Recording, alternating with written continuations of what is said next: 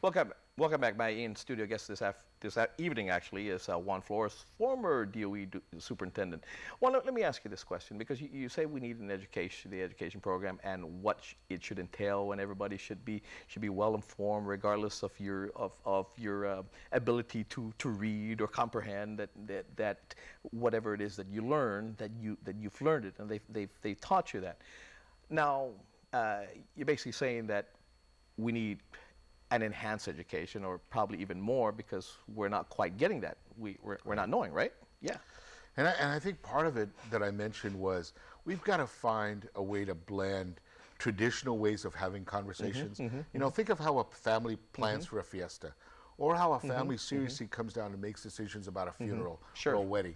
How do we recreate that in our communities, right? How do we get young people and old people to talk with each other so they are seeing each other's point of view? And then we take advantage of social media. Then we take advantage of the newspapers and the television and the radio. But put it all together, and don't assume that one way is better than the other. Well, the reason why I'm asking this, because I don't think there's, again, I've been an advocate for trying to get the message out there, and I try to do my best. That's why when I read something, that somebody's put out, like you have, I get you on board. Let's talk about this, because there are people out there really pursuing this and wanting this to happen, as an educator that you are. But let me quote you something here, okay? This was in July 16 of 2013, and this was from the Commission on Decolonization. There, Ed Alvarez to be in particular this thing. He says, on the local front, this almost 2 years ago. On the local front, Alvarez said that he had been conducting information campaigns in schools and public forums to educate the community on all aspects of self-determination process. On the national level, he said the plan includes teaming up with fellow territories and networking with Chamorros living in the U.S. mainland, who will lobby their senators and congressmen on behalf of Guam. And I think if you have hundreds and thousands of voters calling their senators and congressmen, we will get some attention. That's what he said. And I'm going, where's the education process happening? And I said, Juan's been an educator, former DOE, he's teaching right now. And I'm going, he's saying this is what we need. And I'm saying, we're not getting it. We're not getting it. And again, before you go out and say again, this is what this is, and let me understand the good, the bad, and the ugly of everything, we need to know where we're at. Why is it that some still want status quo? What is status quo? What does that give me? When people say, man, we're being robbed with this, with compact impact. The Jones Act is very not right. Why is the Jones Act impacting us? Why are we trying to get an exemption from the Jones Act? Why are we afraid to say exempt us from cabotage laws, which is part of the Jones Act? Why are we chicken? Why? And I'm going, a holistic and comprehensive education. And I think one of the things that Ed points out is if people from Guam, whether they're Chamorros or Filipinos or Chuukese who've lived on Guam but who now live on the mainland, if they are actually able to turn to their congresspeople and their senators to advocate for the island, that's something I think that has to happen if we are going to get more than our own selfish requests to come through Congress. We have one congresswoman right now, right?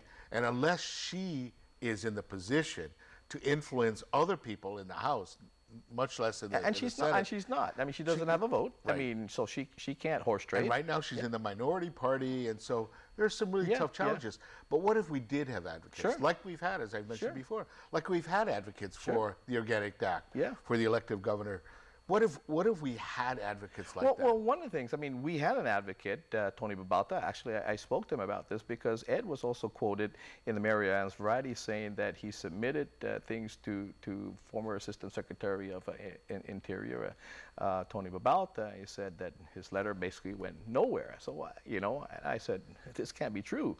So I called Mr. Babalta, I spoke to him live on air, recorded. He says, that's not true. We were meeting, we met at the University of Guam because we came to the conclusion that the University of Guam was this institution that was going to be the front for this and apply for the grant. And three senators, I think, it was the speaker, the vice speaker, Tony Ada, I think the former congressman, of course, president of the university. I think a couple other senators were there, and Ed was president. And they were supposed to, and Ed was supposed to submit a grant or a proposal. And what Mr. Bauta said instead, he's presented me a marketing plan on a letterhead of a company. We can't turn that in. This is not an educated process. You're not at the point of that. That's not what it is. So, yeah, again, we all have to come to the same page, on the same page with this, you know?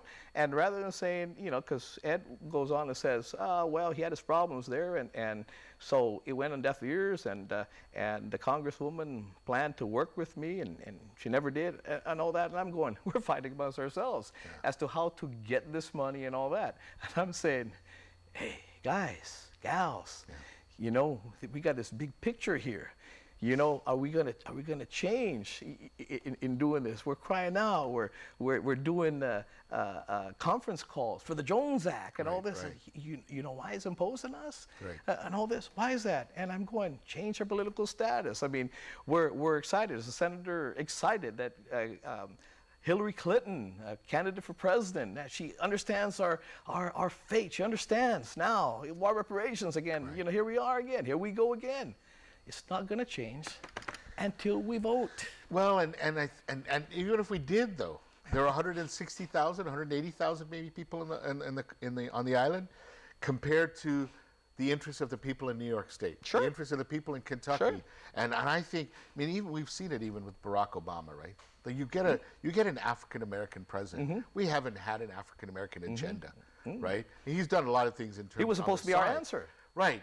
And part of that, I think, is that anybody who's in that position or anybody who's in Congress has to deal with the conflicting interests. Well, absolutely. And unfortunately, the number of people involved here compared to the number involved. I'm saying that if you and I were born back in the United States and we ran for president, we won for president, it would be hard to grant our Chamorros, you know, whatever it is they want, or give them war reparations and all that, because, they're my blood. Yeah. They're not my constituents. Yeah, that's right. I don't have votes for them. I don't have electoral college votes and all that. And they don't have 2 senators. They don't have, all that. So it would be hard for even one of us, if we were in that position, to grant our own, again, their self-determination. You know, one of the things that I think about every time I see Ed, actually, is that in some ways, to me, he represents the fact that there's something we're going to do about this. Now, whether or not I agree with what he does is irrelevant right now, because what I want to think of is that there's going to be a place, or there should be a place. And when I wrote the column, it was, let's set the stage for this to continue to happen. Let's not just make it something that goes on 2 months before there is actually an election. Let's start the conversation and do it in different contexts. Now, I don't have that much time. We got to go. But let me ask you this as a teacher, because the students you have right now, and I don't know what grade you're teaching at this point, but they might not be voters at this point. But maybe by the time they get to voting, it might be their time to be able to vote in this. Are you teaching your kids about this? I mean, are you telling them about the different statuses of what they mean? Do you understand the statuses yourself? Yeah, and I think some of what I'm responsible for doing is just teaching the context of where we are right now. Why are we restricted by what we're restricted by? What makes it possible for the U.S. to come in and establish the basis right now the way they want to establish it? Right? What stops us from inheriting more things that we want? But I also tell my students, but hey, we don't really pay federal taxes. Right? We don't have a state tax. And if we were to change some of these conditions, we need to know that while we want to fight for some privileges, we better accept the responsibilities as well. And I think that's a lesson that I think we've got to I mean, one of the things I often say is, you know, where they say, well, you know, we're paying EITC, and this is a federal mandate that was bestowed upon us with zero appropriation. But I got to say, we got to watch out about that, because we were the ones that asked for the EITC to be, again, something that's applicable to Guam. There's a lot we're getting that we're not actually paying for. So. Anyway, well, I got to pay some more bills, and probably not going to have time